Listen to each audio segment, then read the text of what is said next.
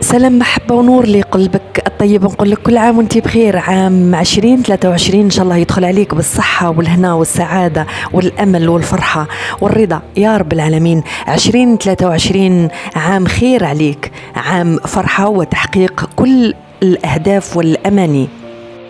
الناس اللي راهي مريضة نقول لكم الله يشافيكم ويعافيكم، وإن شاء الله ترفدوا القوة ديالكم وتكونوا في أحسن تقويم بإذن الله تعالى، وهذا إلا ابتلاء من الله سبحانه وتعالى.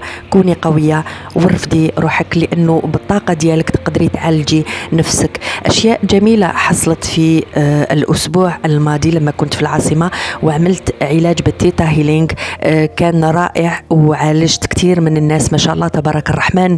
وإن كان أسبوع من الروائع. إن شاء الله راح نكون موجودة في شهر يناير بإذن الله تعالى. نعاود نذكر نقول مرحبا بالجميع الناس اللي تعاني من أي مشكل، راح يكون علاج بالطاقة والتيتا هيلينج بأسماء الله الحسنى وصفاته العلى. إن شاء الله دائما نكون في حسن ظنكم. وهذه لقطات من الفندق اللي كنت متواجدة فيه في العاصمة، وهذا الزلايج العاصمي.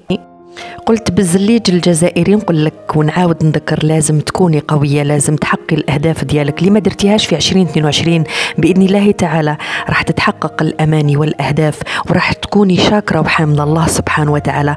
كوني متيقنة أن الله معك في كل مكان، وأن الله سبحانه وتعالى هو القوي المتين، هو الرزاق الوهاب، وهو الرحمن الرحيم، هو خالق الكون.